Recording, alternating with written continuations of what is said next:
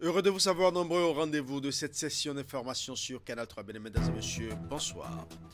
Les autorités béninoises en charge de l'enseignement supérieur et la commission de la CEDEAO préparent déjà le prochain forum africain pour la recherche et l'innovation.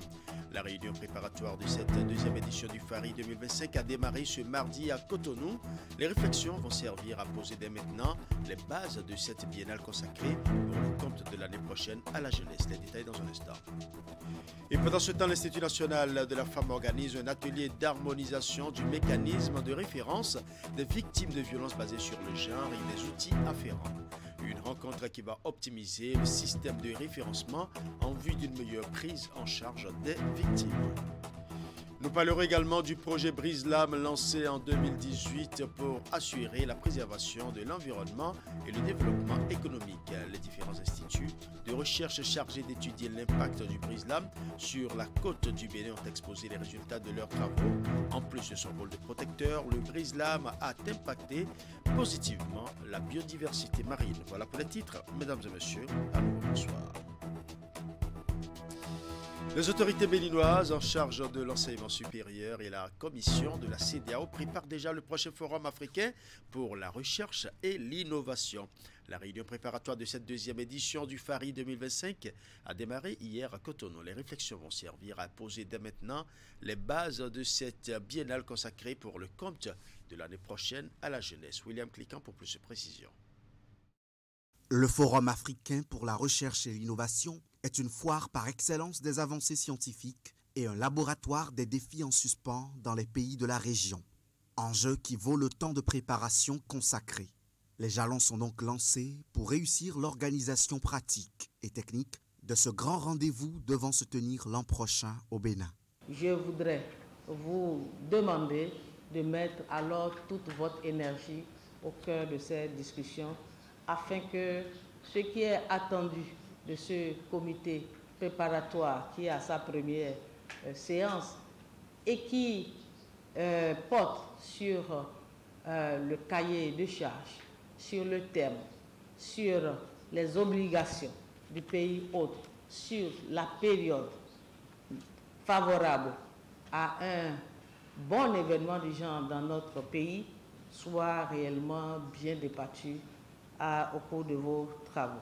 Nous sommes persuadés que pour atténuer, voire combler durablement l'asymétrie technologique entre le Nord et le Sud, entre les pays du Sud et à l'intérieur même des pays, il est nécessaire de développer des technologies endogènes, locales, nationales et ou régionales.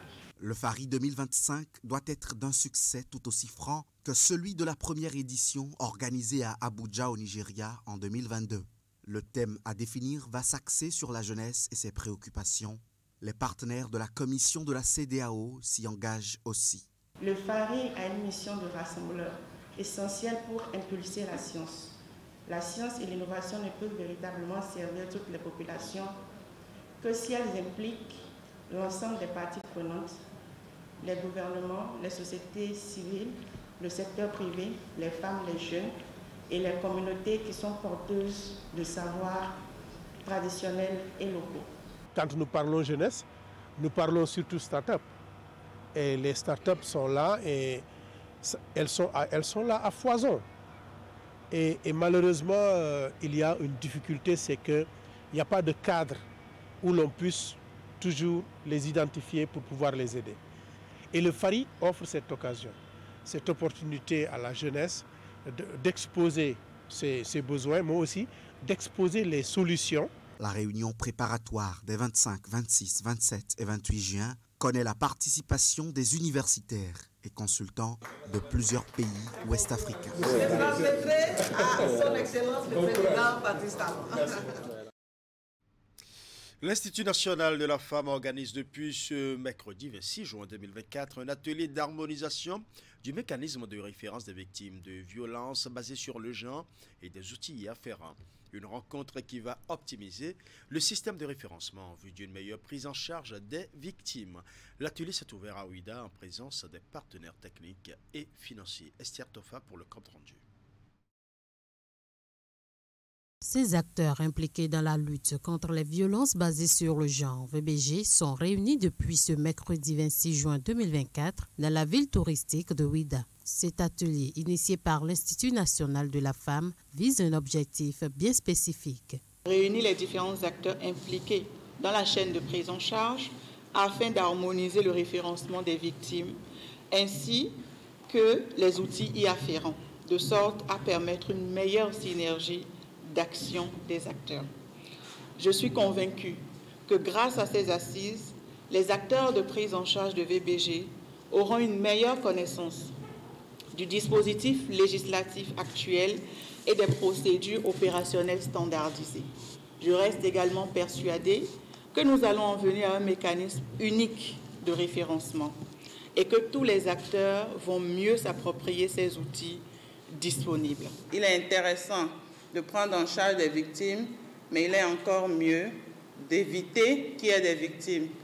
Donc, la question des procédures opérationnelles standardisées, du mécanisme de prise en charge, je voudrais souhaiter qu'au thème de cet atelier, nous puissions l'harmoniser comme prévu par les objectifs de l'atelier, mais également que nous puissions faire un point d'honneur sur les questions de prévention pour éviter que les personnes non victimes à ce jour ne le deviennent dans les jours à venir. Il est donc question d'éviter aux victimes de raconter plusieurs fois leurs histoires, mieux de suivre le dossier de ces dernières en cas de référencement. L'INF est accompagné dans ce processus d'harmonisation du mécanisme de référencement et des outils afférents par ses partenaires.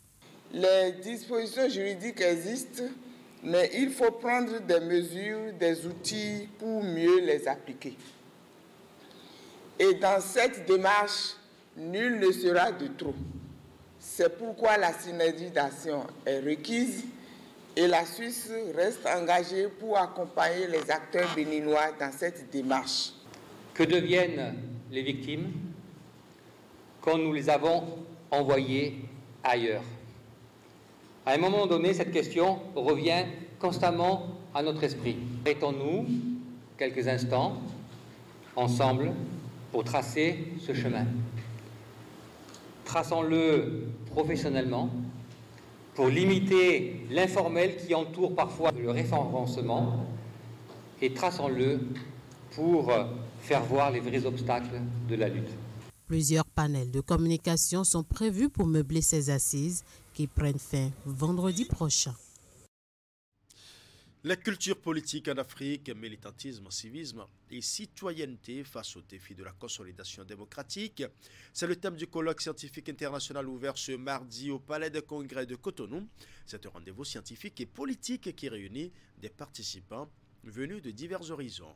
Constitués de conférences, plénières et panels, les travaux permettront de réfléchir et de proposer des solutions aux difficultés qui entravent la bonne marche de la démocratie en Afrique. Le point avec Idrissou Boukari. 350 participants, dont 108 chercheurs et experts de 31 universités, 12 pays d'Afrique, d'Europe et des Amériques représentés, 69 communications programmées. Le colloque scientifique international sur les cultures politiques en Afrique s'ouvre ce mardi 25 juin 2024 à la salle rouge du Palais des Congrès de Cotonou. Un espace d'échange et de partage organisé par l'Institut pour la gouvernance démocratique en collaboration avec l'Assemblée nationale à travers l'Institut parlementaire du Bénin et l'Institut néerlandais pour la démocratie multipartite sur financement de l'ambassade des Pays-Bas près le Bénin. Mesdames et messieurs, le présent colloque international a pour objectif général d'analyser les mécanismes d'énonciation et d'émergence des cultures politiques africaines en lien avec les défis de consolidation de la démocratie en Afrique. Il se structure autour de 5 principaux axes thématiques définis ainsi qu'il suit.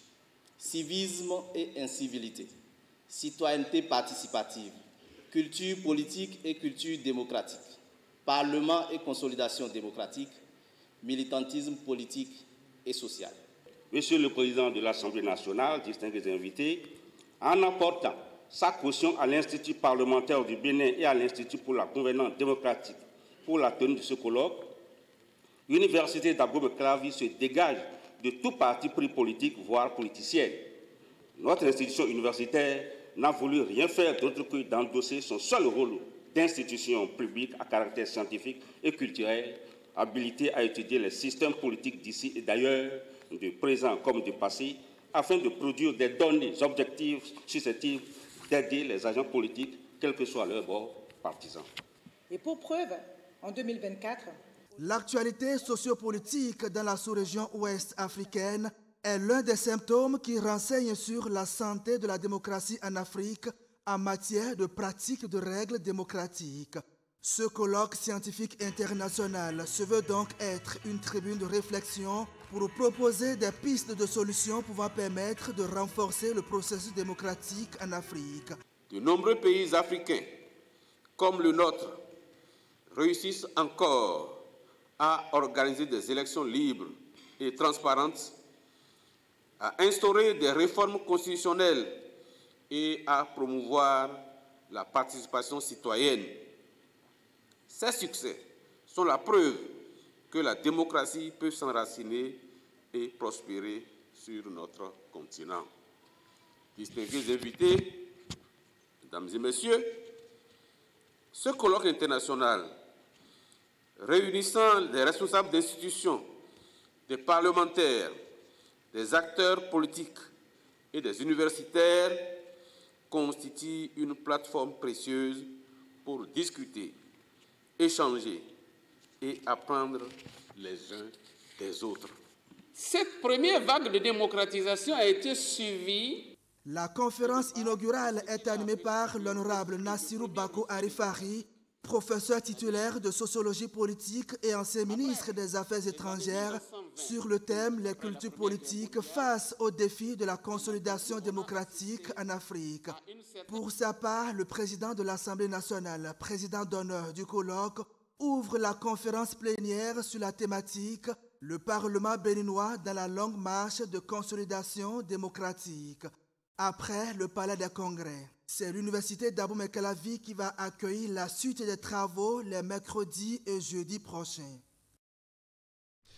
Les directeurs départementaux de l'industrie et du commerce de l'Atlantique et du littoral se sont donné rendez-vous ce mardi 25 juin 2024. Une rencontre de 4 jours qui se veut être un cadre de réflexion autour des stratégies pouvant améliorer la lutte contre le commerce illicite au Bénin. C'est la mairie de Toribosito qui accueille les assises. Nous allons suivre. Comment lutter efficacement contre le commerce illicite au Bénin? La question fait débat au cours de cette première rencontre des directeurs départementaux de l'industrie et du commerce de l'Atlantique et du littoral au titre de l'année 2024. Ils croisent leurs idées afin d'améliorer les stratégies de lutte contre le commerce illicite sur l'ensemble du territoire national en vue d'accroître et d'améliorer les actions du ministère de l'Industrie et du Commerce.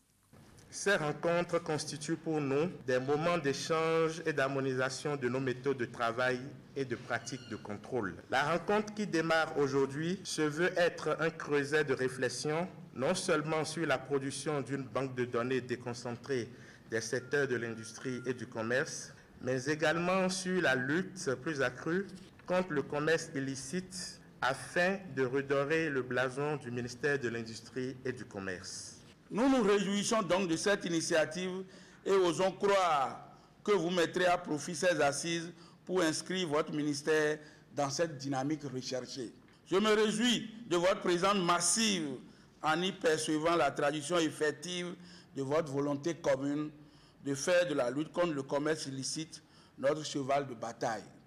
Redorer le blason du MIC par la production d'une banque de données déconcentrée et une lutte plus accrue contre le commerce illicite. C'est le thème autour duquel s'animent les réflexions. Un rendez-vous qui traduit la volonté du ministère de l'Industrie et du Commerce de contribuer efficacement à l'ambition du gouvernement, celle d'améliorer la performance économique du Bénin. Les données statistiques déconcentrées sont très importantes car elles permettent la mise à disposition d'informations factuelles et l'élaboration à bonne date de notes de conjoncture par rapport à différentes situations. Je ne doute pas un seul instant de la qualité de vos échanges qui déboucheront sur des résultats concrets. C'est l'ambition de tout un chacun ici. D'ores et déjà, je vous assure de la disponibilité du ministère de l'Industrie et du Commerce à prendre en compte les propositions et les recommandations qui découleront de vos échanges. Également au programme de cette première rencontre d'échange et de partage d'expériences des directeurs départementaux de l'industrie et du commerce de l'Atlantique et du littoral au titre de l'année en cours, la visite de la zone industrielle de Glodibé, prévue pour le jeudi 27 juin 2024. On en sait désormais beaucoup plus sur les résultats du projet BRISLAM lancé en 2018 pour assurer la préservation de l'environnement et le développement économique. Les différents instituts de recherche chargés d'étudier l'impact du BRISLAM sur la côte du Bénin à Vlekété dans le département de l'Atlantique plus précisément ont exposé les résultats de leurs travaux ce mercredi à Cotonou. En plus de son rôle de protecteur, le BRISLAM a impacté positivement la biodiversité marine. C'est l'essentiel à retenir des conclusions. Reportage. Le BRISLAM sous-marin, construit à Vlekété dans le département de l'Atlantique, a porté ses fruits. Lancé en 2018, le projet vise à assurer la protection de la côte du Bénin et le développement économique. Divers instituts sont impliqués dans l'étude du projet. Le Centre béninois de la recherche scientifique et de l'innovation, l'Institut de recherche halieutique et océanologique du Bénin et l'Institut flamand de recherche pour l'agriculture, la pêche et l'alimentation. Ils exposent à cette assemblée, composée de chercheurs, agents de la sécurité maritime, partenaires et pêcheurs, les résultats de leurs recherches. Nous avons mené les recherches au-delà du BRISLAM et à l'intérieur, et des deux côtés aussi, pour pouvoir dire à la population, est-ce que la biodiversité est conservée? Est-ce que nous avons plus de poissons si, après la construction du BRISLAM, et les recherches nous ont montré qu'effectivement, on a plus de poissons à l'intérieur du BRISLAM. Ce qui fait qu'on peut considérer ce BRISLAM comme, disons, une aire marine protégée. Au-delà de son rôle de préservation de l'environnement, le BRISLAM a impacté positivement la diversité marine.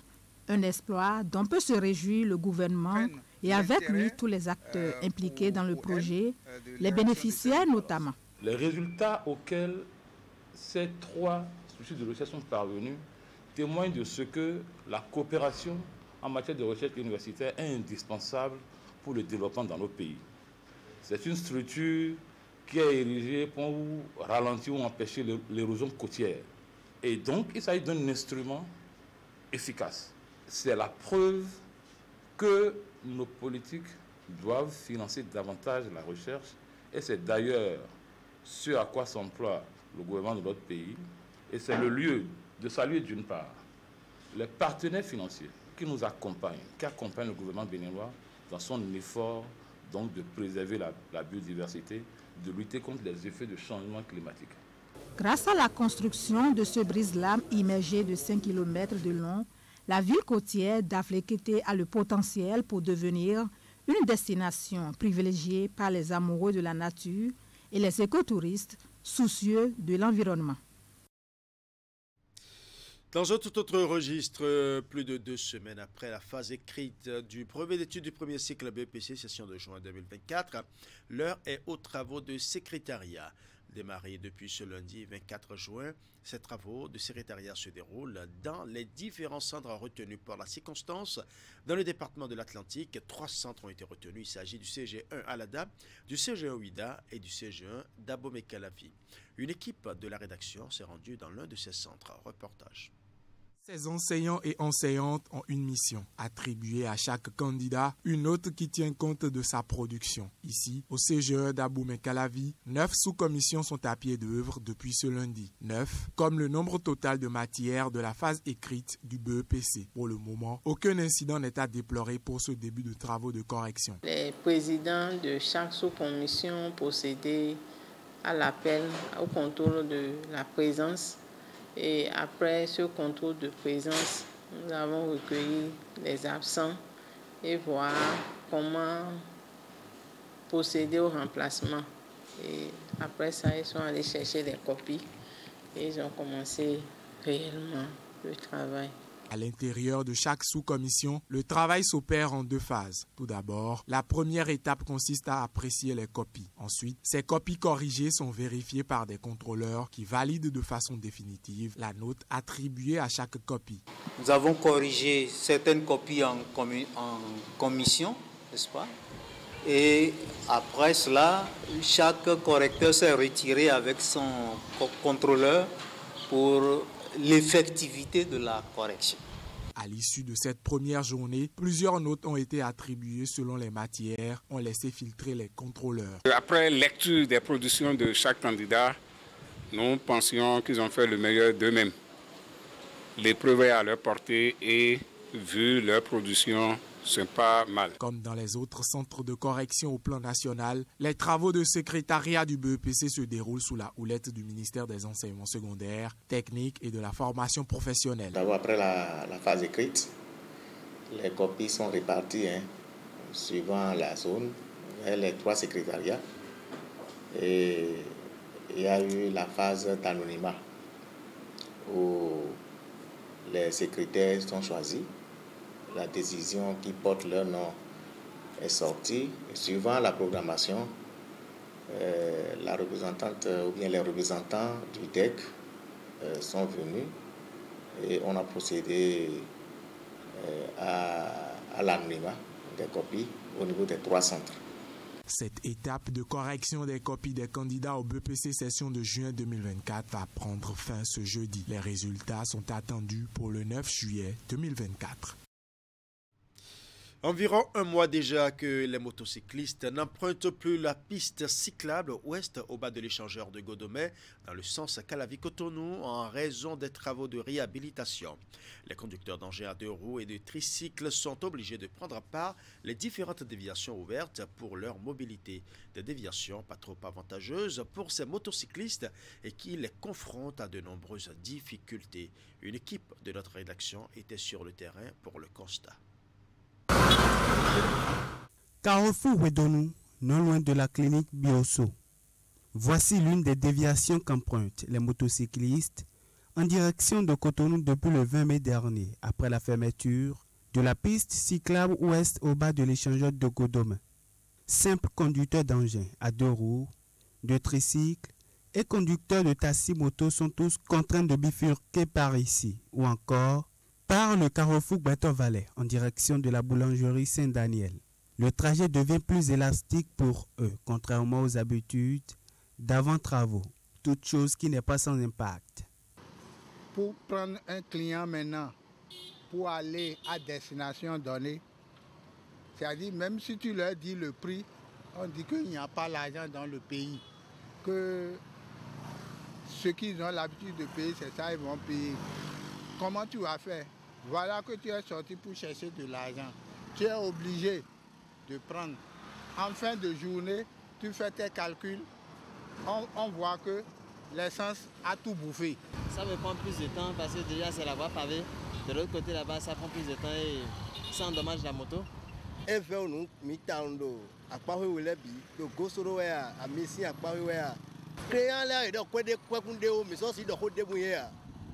300 et notre auto 300 de poids soit dans les quoi pour toi mais dans les filles bon mais donc bien c'est ouvert ton même même tout bon les nalimi donc comme bien bloqué à l'idée donc mais la solution nous boire ça nous crée des difficultés de pouvoir contourner et faire presque le double de la distance qu'on devait faire normalement. Bientôt un mois que les motocyclistes sont confrontés à ces difficultés suite à la fermeture de cette piste cyclable en direction de Cotonou. Pendant ce temps, un coup d'œil sur le chantier de réhabilitation de cette bretelle ouest dans le sens Calavi-Cotonou. Les choses peinent à véritablement se dessiner.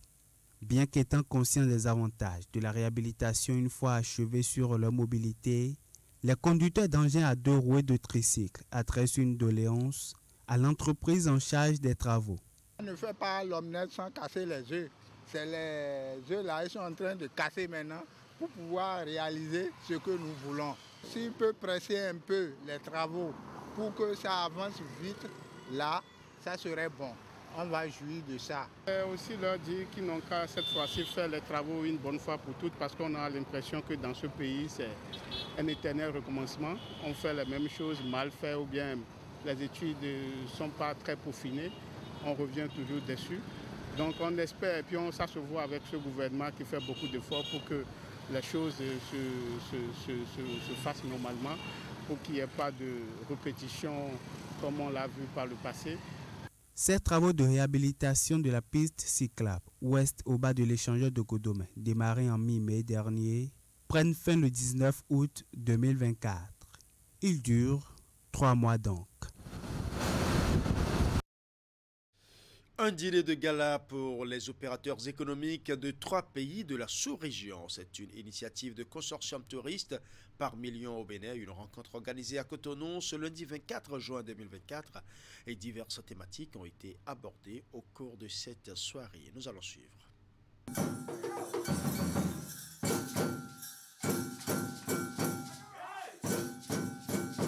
À cette soirée aux allures festives se cache une intention de travail. Au centre des échanges, le développement du tourisme domestique dans la sous-région ouest africaine et plus particulièrement entre le Ghana, le Togo, le Bénin et le Nigeria. 2 délégations étaient représentées à cette soirée, celle du Nigeria et celle du Ghana. Arrivées à Cotonou un peu plus tôt, les 2 délégations ont visité la géante statue de l'Amazone.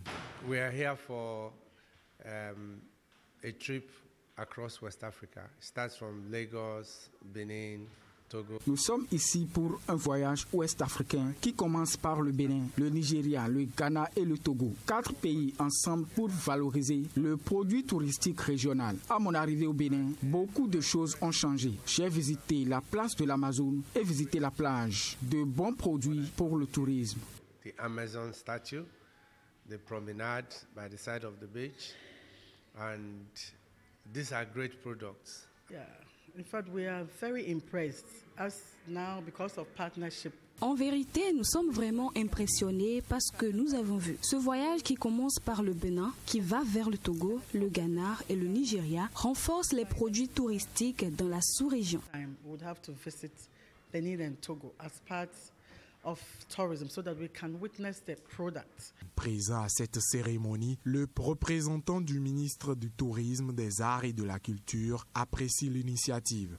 Alors, cette rencontre témoigne de ce que le secteur privé a pris conscience de la situation et s'engage à occuper l'espace du point de vue animation. Cette soirée a également permis de distinguer un homme dont le leadership dans le domaine du tourisme sportif a été reconnu par ses pairs. Je voudrais très sincèrement vous dire que je suis très ému et que c'est un véritable honneur pour moi de recevoir ce prix prestigieux ici à Bénin-Roi-le-Tech ce soir, 24 juin 2024. Ce prix me dit qu'il faut continuer. Il faut continuer à se battre, il faut continuer à impacter positivement la communauté, notamment la communauté touristique sportive. Et c'est certainement le travail que je fais dans ce domaine qui a fait que j'ai d'abord d'une part été sélectionné sur le plan africain et ensuite honoré avec ce prix que j'ai avec moi ce soir. Au lendemain de la crise sanitaire de la COVID-19, le secteur du tourisme reprend progressivement ses activités. Voilà, ce sera tout pour ce journal. Merci pour votre aimable attention. Bonne soirée à chacun et à tous.